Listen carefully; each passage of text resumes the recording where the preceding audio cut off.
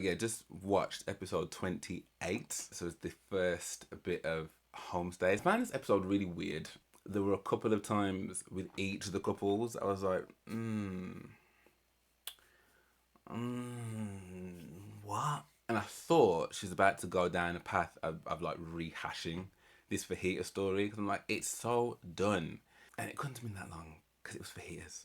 Like, at the dinner party as well, she cried and she acknowledged it. And he was like, well, that's all you needed to do. You've acknowledged it and whatever. So why is he still vexed? I don't understand. Nice to see how, yeah, he interacts with his daughter. Food is actually set up on the trays and whatever. I was like, oh. I don't know about that. Now listen, even though I'm talking about the watery gravy, yeah, I would never pick up a plate of food that someone's made for me and start laughing. Like, you just mugged me off there. And she's like, what are you talking about? I haven't. But she did exactly what I would have done. I would have took the wine as well and be like, you know what? Peace and good night.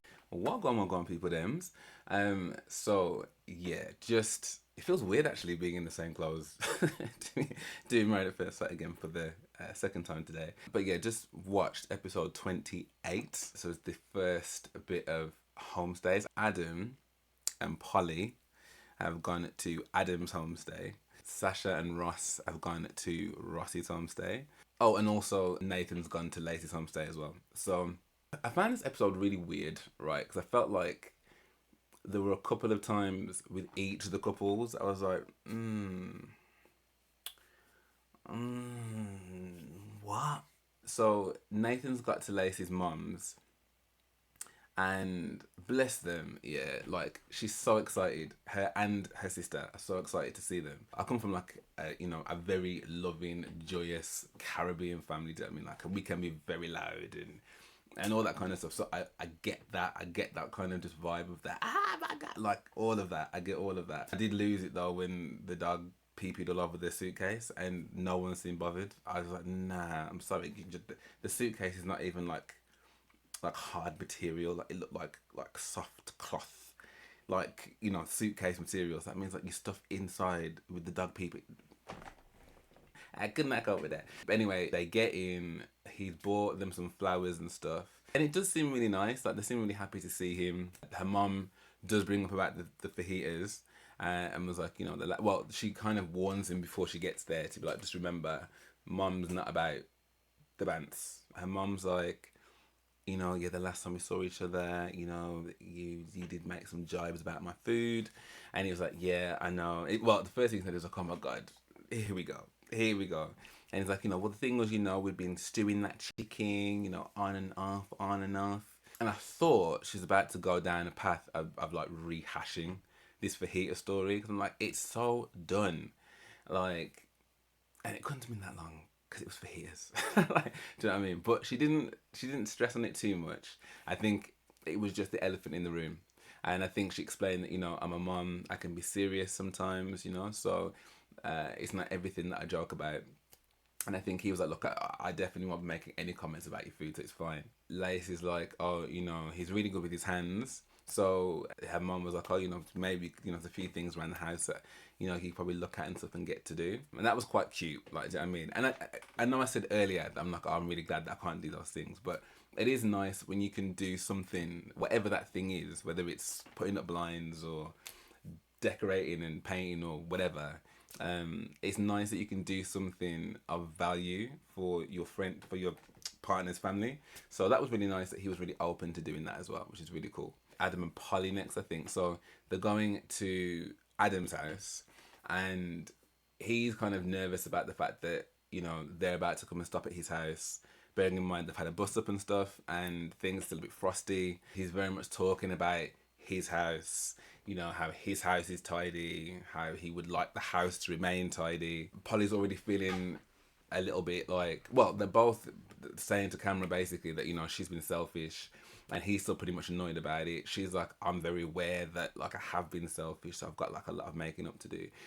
And I'm just like, maybe there was more that I just didn't see within the dinner party or whatever, but I'm just like, I get it that, like, you didn't appreciate the fact that he made this gesture with the candy pants. And also as well that I guess there probably has been a lot of focus about her needs, like about what she needs out of it. But to be so bitterly vexed about it, I was like, I don't really understand. Like, is it that deep? And didn't he say at the dinner party as well? She cried, and she acknowledged it, and he was like, "Well, that's all you needed to do. You've acknowledged it, and whatever." So why is he still vexed? I don't understand. Like, I just didn't understand that. But anyway, he's showing around the house and stuff, and he's got a nice house to be fair. But like, he's making it really clear that there's just no space for her. Like in the wardrobes, it is got which are very Simon Cowell esque with the color coordination, and there's no space for her to put nothing in. How he really enjoys his bedroom, like when it's just him, and she's trying to make a joke about, well, not anymore, like I'm here. It just didn't make her feel welcome, and I'm sorry, like that's one of the first things that you learn, like someone comes to your home, your house, where you lay your head, as your wife nonetheless. Like, you go out of your way. Like, even if you had an argument, and I know sometimes it can be really difficult just to put it to bed, but you've got a whole opportunity in a new environment to just chill, man. Like, leave the beef in the apartment. You know what I mean? But it just didn't seem. I don't know. If I was Polly, I would have been like, I don't even want to stay. I don't want to stay somewhere where someone's gonna make me feel like I've got nowhere to put my clothes. Are you serious? And she did say that she's like, I'll never make him feel like this in my home. But I think that's shameful behaviour, absolutely shameful. But then she's like, I've got some making up to do, so I'm gonna be like making dinner and stuff. Okay, cool. That's a really nice gesture, and his brethren's coming over. We've got Sasha that's going to meet Ross's family in Manchester, meeting his daughter for the first time. So Ross is well excited because he's not seen her for like a year, which is like, well, that's a long time. Is that how long the show's filmed for? So I'm presuming that's something that's got nothing to do with the show. And it's just really sweet, like when they get there and stuff, like Blue can hear Ross coming through the door. And she's just like, Daddy! Like, and she jumps at him and he gives this big old hug. And yeah, man, it was a really touching moment, that was. And it was nice to see how he interacts with his daughter. Do you know what I mean? I think Sasha felt that as well because she was crying. The mom was just like, oh my God, like, there's just lots of hugs, lots of love. I think cuts back to Nathan at the mum's. They have dinner. I can't remember what it is that she serves. It looks like something prawny or something, but everything's blessed anyway. They go to bed. They wake up. Mom comes in with like this massive, like, good morning or whatever, happy universe or something like that. And then she jumps on the bed. Then the sister jumps on the bed. Then the dog jumps on the bed. And it's like, wow. I mean, I presume that like on the first night of stopping in her mum's house, they're probably, well, I don't know, maybe they're married in it. Do you know what I mean? Like, so I don't know whether I would feel too comfortable jumping on married folks' beds like that because you just don't know. But they're all having this group Brady Bunch hug, and it does look like a lot, to be fair. And Nathan's like, seeing the mum jumped on, and the sister jumped on, and the dog jumped on. It was a lot, but it's cute. Do you know what I mean? Like, they're just really excited to see Lacy, I guess, and also excited to see him too. So yeah, so Polly's making dinner. I'm not quite sure what she's making. I think it's it looks like a piece of lamb. I think she's making. And listen, I'm not, they're not on MasterChef, so let me not be someone that's gonna, cuss the food. I didn't get to taste it, but when the food was made, when the food was actually set up on the trays and whatever, I was like, oh, I don't know about that. I don't know if it was the gravy or whatever, but it just looked a little bit like. Oh.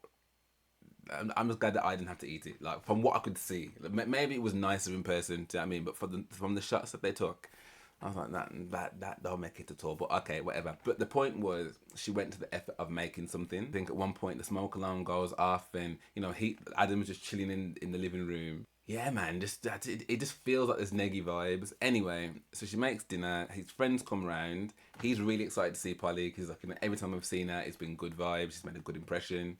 So he's like, yeah, I'm really looking forward to seeing her.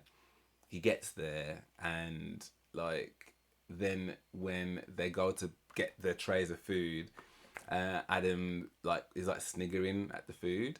Now listen, even though I'm talking about the watery gravy, I would never, ever, ever go to pick up a plate of food that someone's made for me and start laughing and start picking holes. Like, did I make it? Did I pick up myself and make anything? So why am I like poking fun or even acting remotely ungrateful. So he's doing Stinker and she's like, what are you laughing at? And he's like, nothing, nothing. And he's like, oh, why have you got that amount? And she's like, I'm just not that hungry. And he's like, oh, I got a kids amount. And he's like, look, if you ain't got nothing nice to say, yeah, just shut up. How about that? But she's really not trying to rock the boat, so she's still just trying to bite her tongue. So they go in to sit down, and then the friend's like, so talk to me, man. Like, how have things been? And she's like, I'm guessing prior to this, they must have had a conversation to say that just be honest. We're just gonna be honest. So he's asked her this question, and then she's gone, it's been hard. It's been hard. Now I would have thought she would have gone with like the doo-doo sandwich. Do you know what I mean? Like started with what's been good, talked about what's terrible, and then ended with what's good. But she kind of, or the way it was edited, at least anyway, is that she went in with where the problems have been. But to her credit, she went in with where she has caused the problem, which I thought was interesting because, when you're around the other half's family, you're very much like, I really want them to like me. So for her to kind of tell the story about her twisting or wanting to twist with Stephen, I thought, well, that's a bold move. But I think the way she was trying to frame it was she was trying to say why she made a mistake, why she made the mistake, but then actually what has then happened on the back of that. So, she's explaining that, this guy was emotionally available. I spent a few days with him and I was like, wow, like guys can be like that. And that's the kind of thing that I want to see. When the question came as to whether I'd want to twist or not, I stay with Adam. I said I'd twist, which was the wrong thing to do. Like I shouldn't have said that.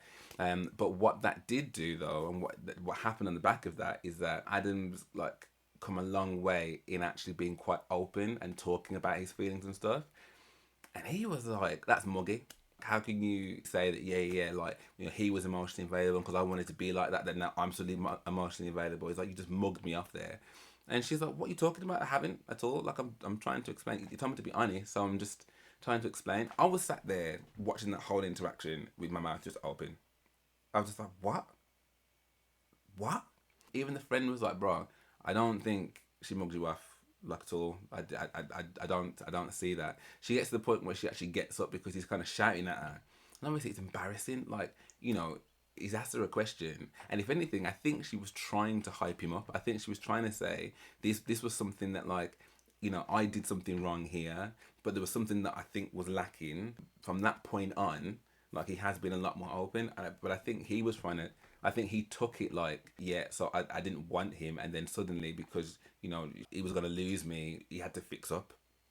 Because he said something like, you just made it sound like you snapped your fingers and suddenly, like, I've come running. He's like, you're lucky, yeah, that, like, I even carried on with the relationship after that. Like, I didn't even speak to you for 2 days. It was like he really needed to make it clear that he wasn't mugged off and that he didn't tolerate that. But I'm like, dude, my initial thought at this point was, you are looking for a reason to beef here.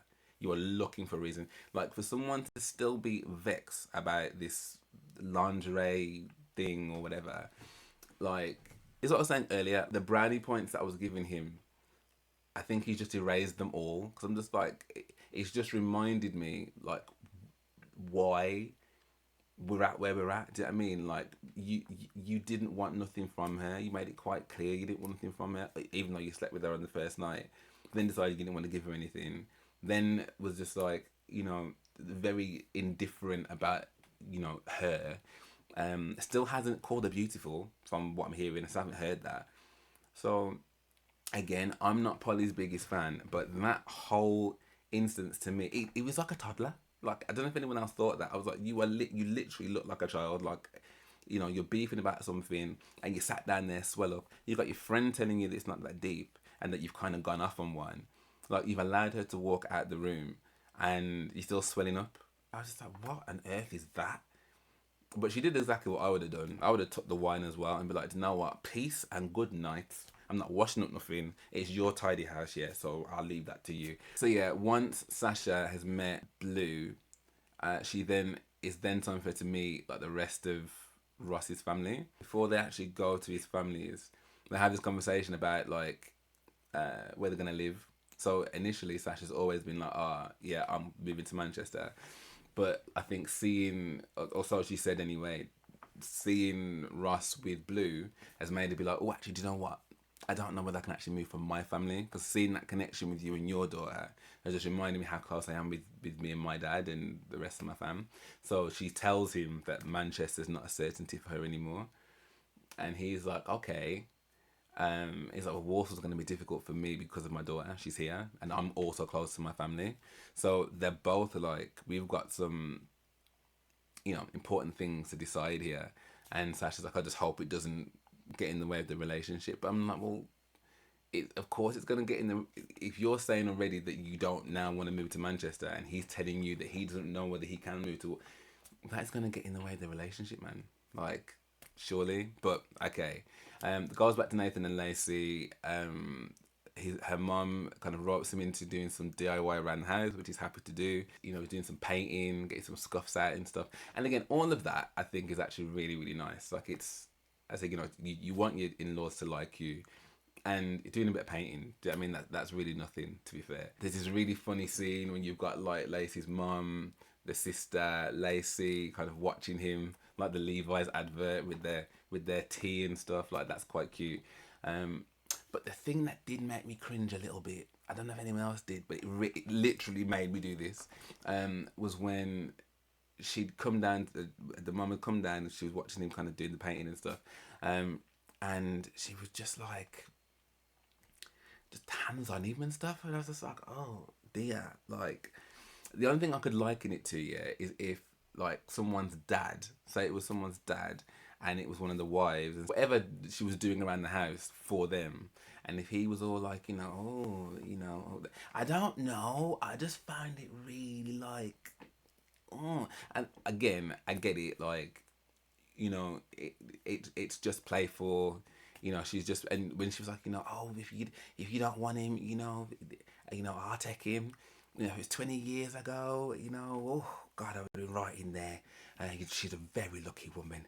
And even the sister was like, oh, she would, she would. I just found it a bit creepy. I did. And again, I'm sure she meant nothing by it, and I'm sure he was fine by it as well. But just watching it, I was just like, I just don't like that. I don't like that at all.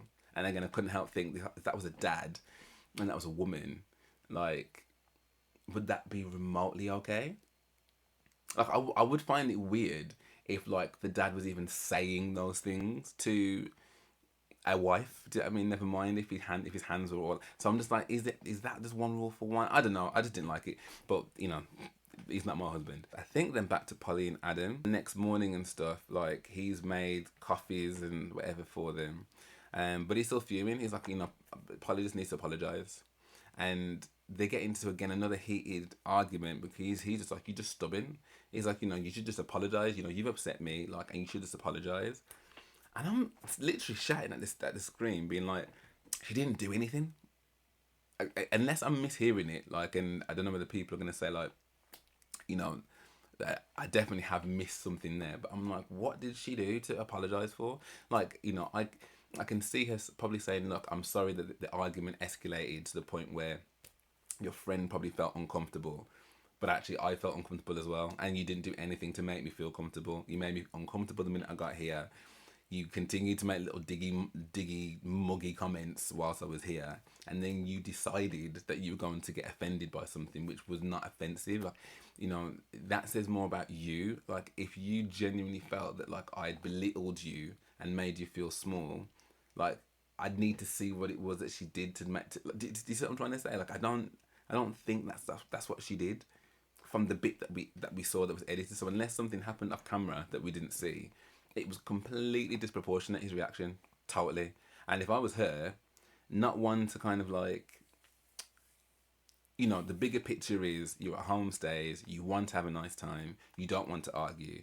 But then seeing her kind of like go over to him and hug him, like, look, I am really sorry. And I was just like, nah, man, like, this is ridiculous. Like, what he was butthurt about was minor, to be honest. And the fact that he's carried that on through and then found a reason to beef with you, and now you're apologising to him, I don't...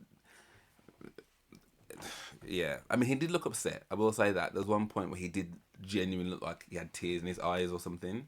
But again, that's more about you, bro, because she didn't do anything that could be seen as being mugged off from a rational person. I don't know, whatever.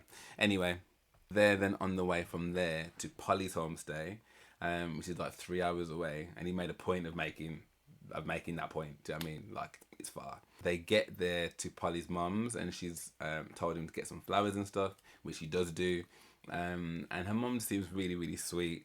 And she already had a vase ready, waiting for the flowers. And again, she asks how they're doing, and it's interesting that Polly does really hold back in terms of how they really are, because she's conscious of rocking the boat with him.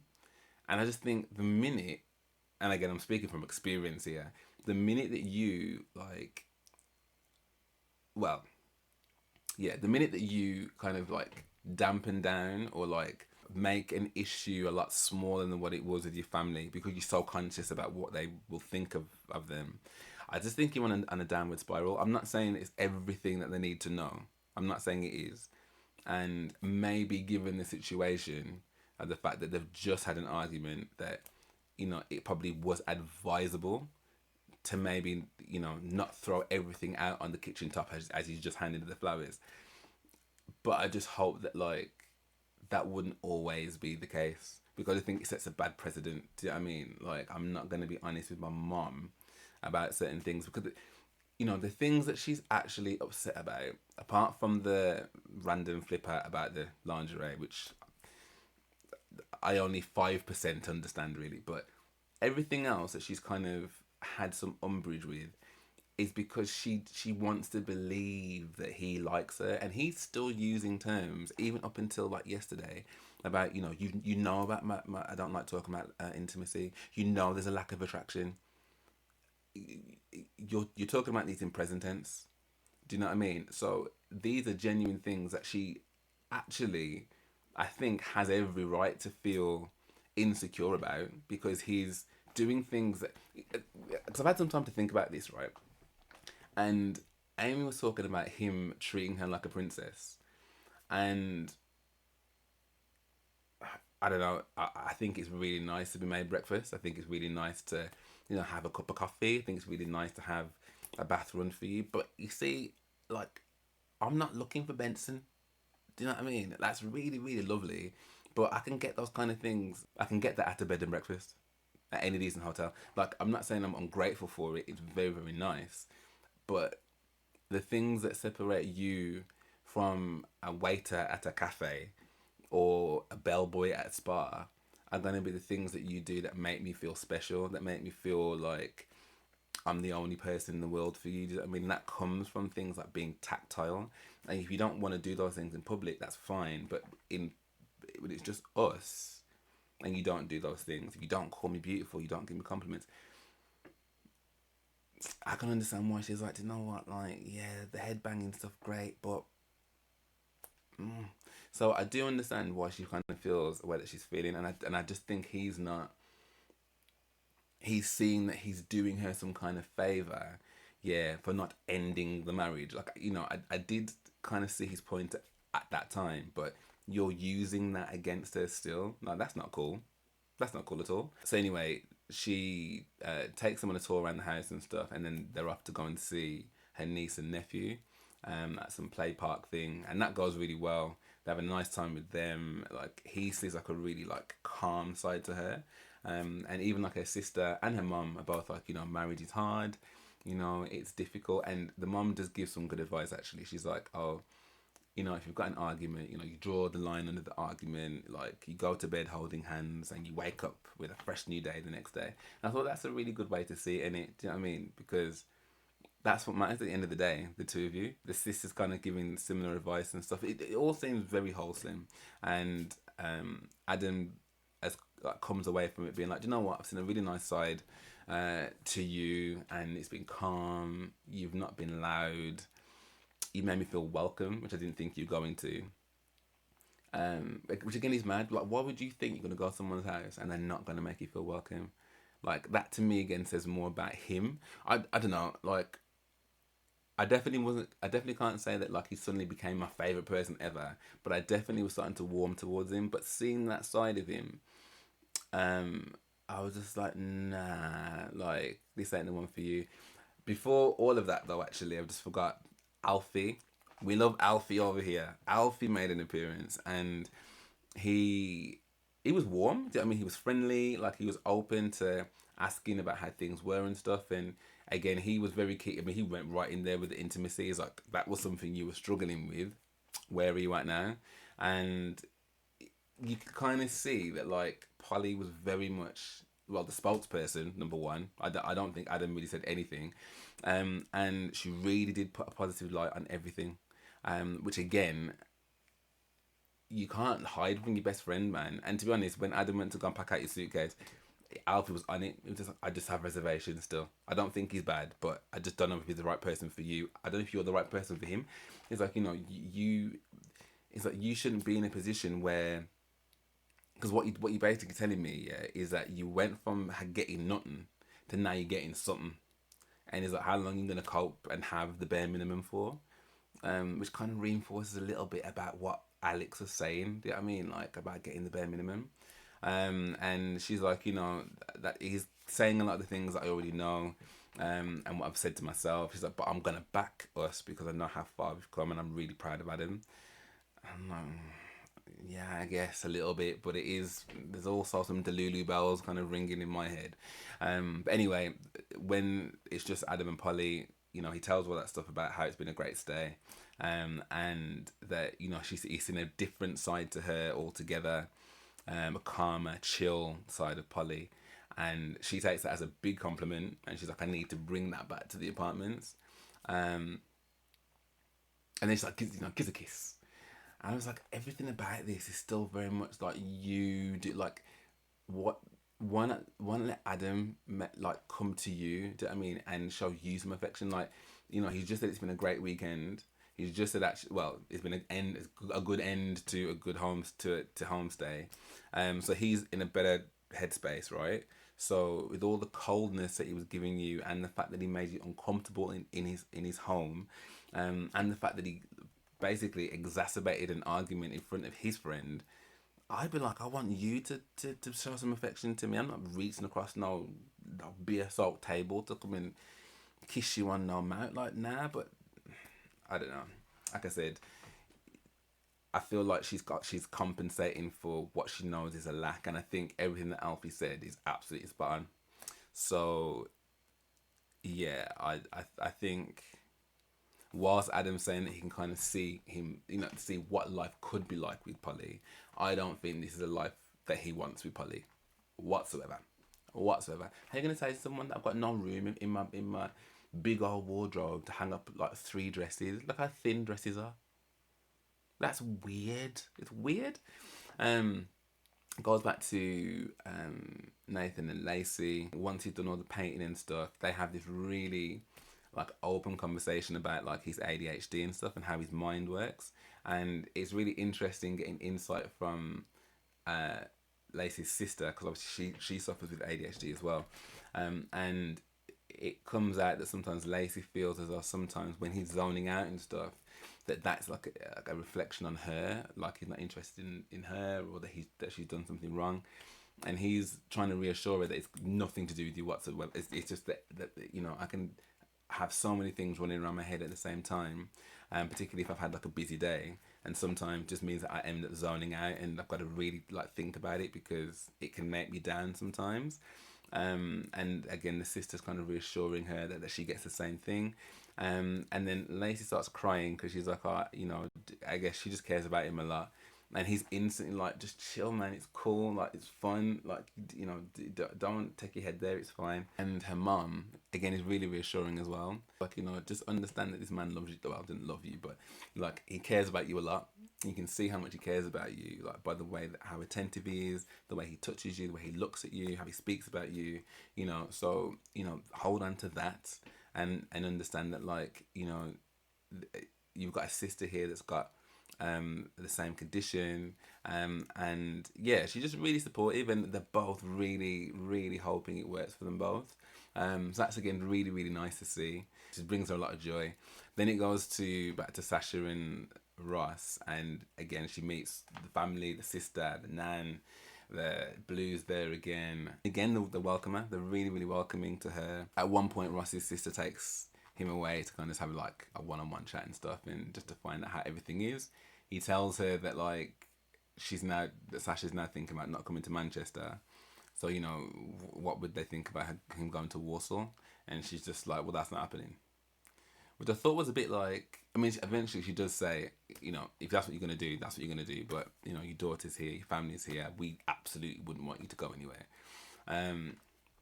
So he's like, you know, I'm not going to rush into anything, but it is something to think about. And yeah, she's now concerned that he might be moving to Birmingham. All in all, I think the homestays seemed like they were good in that there was some positive. I think Adam and Polly had the worst one. But again, I put that down to Adam, really. I think the other two were very keen to have good homestays.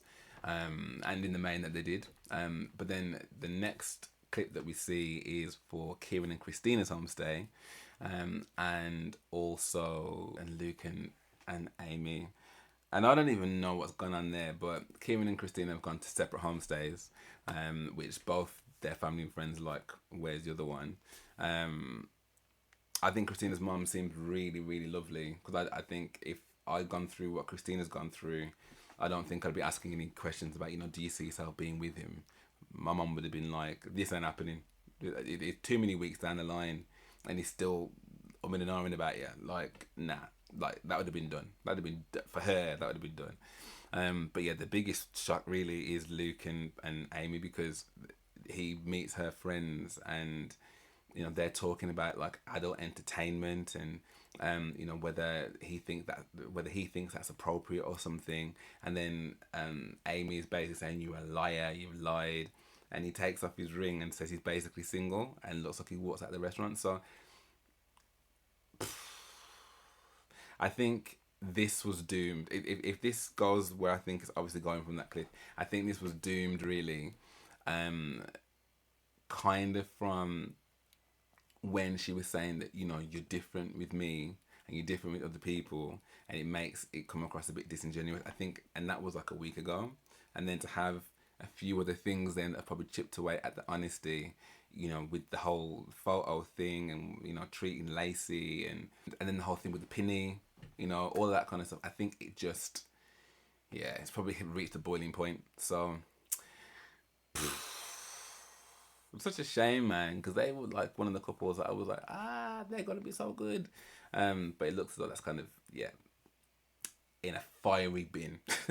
But yeah, that is the end of the week. So we've got next week to go. So at this point, the only couple that I can see like actually doing vows is Nathan and Lacy, potentially. And that's if he's not been scared off by her mum and her sister. But I think I can't see Kieran and Christina. I can't see, obviously, now Luke and Amy. I definitely don't see Adam and Polly. And I don't think Sasha and Ross either. I think the distance is going to be, you know, she's not going to, from that clip we saw next week, Sasha's parents are absolutely not wanting her to move to Manchester. You know, it's a very, very close relationship that they have. So it's only Nathan and Lacy that I think have got a chance in hell of going down the commitment ceremony and actually making it work after. Let's see. But yeah, I'd love to know what you guys thought of this. So do let me know in the comments below. And again, thank you for watching with me, because I know that I can literally talk for England. And I hope to see you on the next. Alright.